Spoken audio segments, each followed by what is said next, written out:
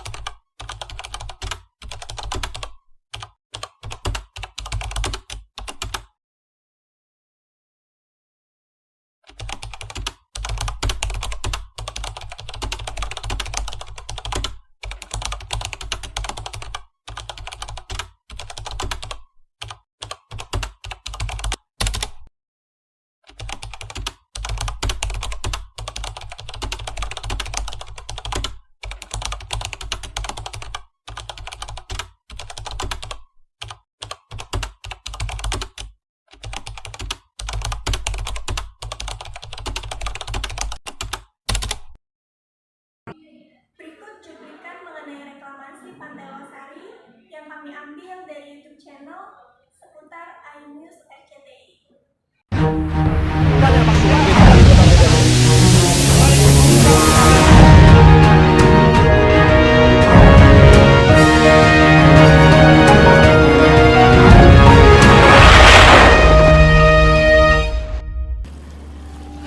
Ini adalah pulau reklamasi yang ada di pantai Kota Makassar. Total luas dari pulau reklamasi inilah 157 hektar. Tepat sekali dari Pantai Losari. Ya, terlihat aktivitas reklamasi yang dilakukan. Pasir-pasir yang kabarnya dari Galesong. Pulau-pulau ini direklamasi dengan pasir. Bisa kita lihat dari kapal yang ada di seberang ini. Di sebelah. Pasir-pasir ini kabarnya diambil dari Galesong di Takalar.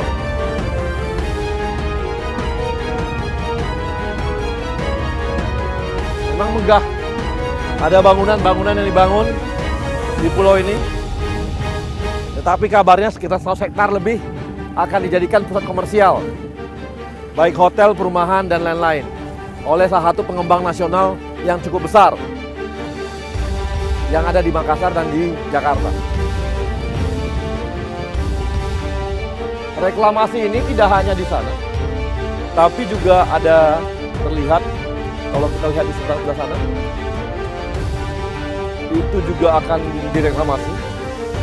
Jadi cukup besar kawasan reklamasi yang dilakukan di Pantai Losari atau juga pantai di Makassar ini, Kota Makassar. Dan kali ini kita akan dengarkan bagaimana rakyat Makassar bicara, bagaimana rakyat Pulau Lailai bicara, dan kita akan dengarkan juga bagaimana masyarakat Galesong, di mana asal pasir ini diambil, apa akibatnya bagi mereka, dan kita akan dengarkan apa keluhan mereka dan apa akibat terhadap kehidupan mereka setelah dilakukannya pengerukan pasir di Galesong. Dan kita akan dengarkan mereka semua di Rakyat Bicara bersama saya, Arya Sinulinga.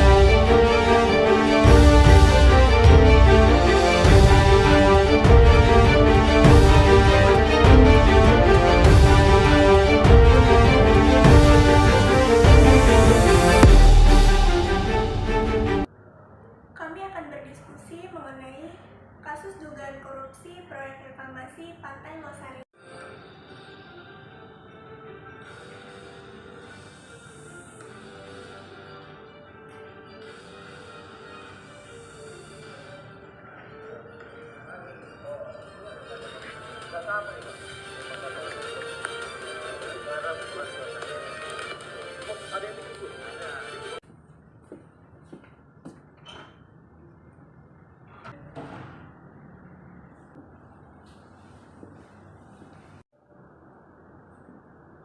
Hai Fer, Halo Risma. Feby lagi nonton ini ya, video YouTube tentang kasus dugaan korupsi proyek reklamasi Pantai Losari ya? Iya benar. Kasus ini tuh menghebohkan banyak pihak loh Kak. Jadi kasus ini tuh tidak hanya melibatkan Gubernur Sulawesi Selatan, terus juga tidak hanya melibatkan kerugian ekonomi negara, tetapi kasus ini juga berdampak pada lingkungan dan masyarakat sekitar. Nah, menurut Feby, apa pandangan Feby terhadap kasus tersebut? Benar banget Risma, proyek ini tuh awalnya bertujuan untuk memperluas kawasan wisata dan meningkatkan ekonomi. Tapi implementasinya itu melibatkan pelanggaran besar, mulai dari pengambilan izin amdal, reklamasi tidak memiliki landasan hukum yang kuat, hingga penggunaan anggaran secara tidak transparan. Jika dilihat dari sudut pandang pendidikan Pancasila, ini sangat bertentangan dengan nilai-nilai dasar bangsa kita. Lalu dampak reklamasi Pantai Losari itu diantaranya rusaknya ekosistem laut, terumbu karang yang rusak, dan banyak ikan yang mati, sehingga menurunkan hasil tangkapan nelayan, Risma. Menurut kamu, apa kaitan korupsi dengan Pancasila sebagai sistem etika, Risma? Pancasila sebagai sistem etika adalah cabang filsafat yang dijabarkan dari sila-sila Pancasila untuk mengatur kehidupan bermasyarakat, berbangsa, dan bernegara di Indonesia. Oleh karena itu, di dalam etika Pancasila terkandung nilai-nilai Pancasila seperti ketuhanan, kemanusiaan, persatuan, kerakyatan, dan keadilan. Kelima nilai tersebutlah yang membentuk perilaku manusia Indonesia dalam berbagai aspek kehidupannya. Pentingnya Pancasila sebagai sistem etika bagi bangsa Indonesia ialah menjadi rambu normatif untuk mengatur perilaku kehidupan bermasyarakat, berbangsa, dan bernegara. Dengan demikian, pelanggaran terhadap kehidupan seperti korupsi dapat diminimalkan. Korupsi jelas melanggar nilai-nilai Pancasila. Bagaimana pendapatmu kaitannya dengan sila pertama, ketuhanan yang Maha Esa, Risma? Untuk sila pertama, itu menekankan pada keimanan dan ketaatan kepada Tuhan. Ketika pelaku korupsi melakukan korupsi, mereka sama saja mengkhianati amanah yang sudah Tuhan berikan kepada mereka. Ini menunjukkan kurangnya moralitas dan integritas para pelaku korupsi. Lalu bagaimana korupsi ini bisa mencederai sila kedua, kemanusiaan yang adil dan beradab? Untuk sila kedua, yaitu keadilan dan penghormatan terhadap sesama. Nah, dalam kasus ini itu melibatkan kerugian di berbagai macam pihak yang terutama para nelayan yang mata pencahariannya ini hancur akibat ekosistem lautnya juga rusak. Ini membuktikan adanya ketidakadilan. Benar sekali, bahkan dampaknya juga terasa pada sila ketiga, persatuan Indonesia, bukan? Iya benar, di poin ketiga yaitu persatuan. Ketika masyarakat mulai kehilangan kepercayaan kepada pemerintah seperti yang terjadi pada kasus ini, ini akan menimbulkan kesenjangan ataupun ketimpangan sosial yang mengancam persatuan. Padahal persatuan ini itu harusnya menjadi fondasi untuk bangsa kita. Saya juga melihat bahwa korupsi ini menunjukkan minimnya musyawarah. Apa pendapatmu tentang kaitannya dengan sila keempat?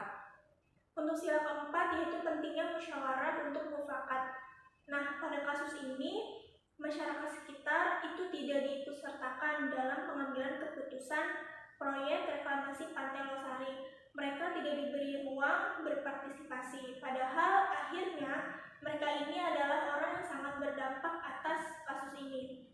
Dan akhirnya sila kelima keadilan sosial bagi seluruh rakyat Indonesia. Bagaimana pelanggaran ini bisa terlihat? Nah, untuk sila kelima ini yaitu harusnya adil terhadap semuanya ya kan. Dana yang seharusnya itu diperuntukkan untuk publik, tetapi ini malah dialihkan untuk kepentingan pribadi, akan menimbulkan kesenjangan sosial yang sangat tajam. Berikut kesimpulan diskusi kami. Dari kasus dugaan korupsi proyek reklamasi Pantai Losari terlihat jelas bahwa kegiatan reklamasi Pantai Losari merupakan bagian kegiatan yang merugikan negara. Untuk mencegah perilaku yang menyimpang, setiap orang harus memiliki informasi yang cukup dan menjunjung tinggi prinsip-prinsip moral yang terkandung di dalam Pancasila.